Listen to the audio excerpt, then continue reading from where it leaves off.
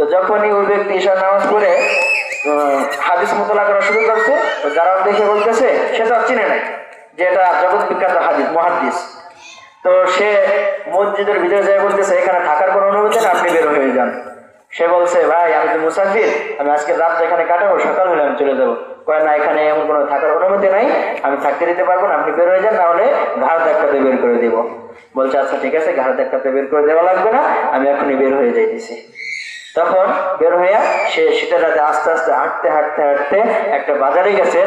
যাওয়ার পরে দেখে এক বেচারা রুটি বানাইতেছেন চুলা।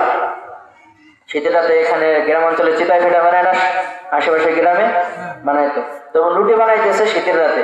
তো সে ভাবছে এখানে আগুনও আছে, আবার শীত তো ওইটার পাশে যায় বসলে আমার আপাতত একটু গরম গরম লাগবে, আমি রাতটা এখানে কাটাইতে পারবো। তো সে ওখানে যাই ওই ব্যক্তির কাছে বলতেছে যে আমি তো মুসাফির, আমি তো আজকে রাতটা এখানে একটু থাকতে চাই, আমি সকালে চলে যাবো, থাকতে দিবেন? দোকানদার বলছে না না সমস্যা নাই, থাকেন, আহলান ও সাহলান, স্বাগতম জানাইছেন। জানানোর পরে সে থাকলেন, অবস্থান করলেন।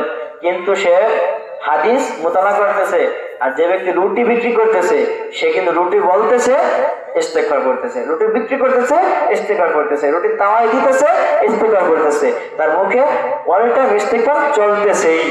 তো যখন ইস্তেগফার চলতেছে তো ওই মুহাদ্দিস খেয়াল করলেন যে আচ্ছা একটা কথা বলি আপনাকে।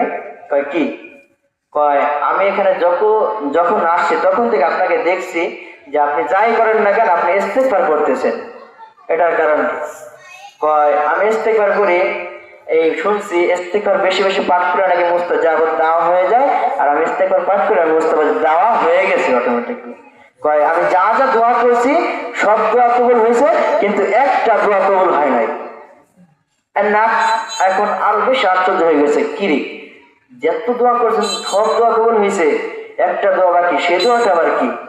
বলছে আমি শুনেছি এই অঞ্চলে নাকি জগৎ বিখ্যাত মুহাদ্দিস আছে, তার নাম ইমাম আহমদ ইবনে হাম্বল।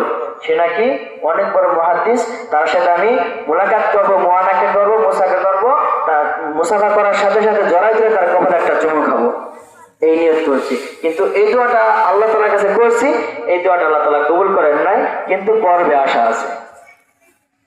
তো দেখেন, খেয়াল করেন যে ওই ব্যক্তি তখন কান্না করে বলে দিয়েছেন যে তোমার দোয়া কবুল হয়ে গেছে, তোমার ইমাম আহমদ ইবনে হাম্বলের কাছে যাওয়া লাগবে না, সেই মুহাদ্দিস তোমার ঘরে চলে আসছে। সুবহানাল্লাহ। দোয়া করছেন